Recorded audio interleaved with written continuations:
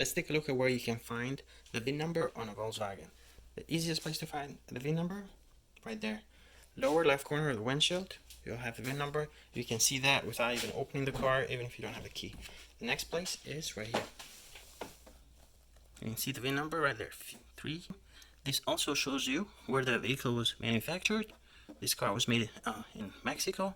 And also you can see the year it was manufactured. So you can see month and year.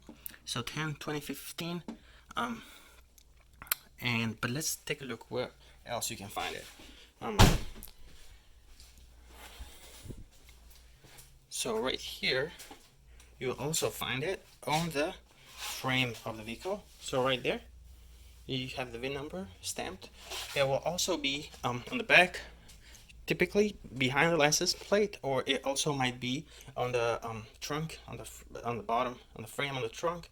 It also could be on the passenger, front passenger seat, underneath, somewhere stamped in there. So there's a few places, and of course you're gonna have that on your registration and insurance card.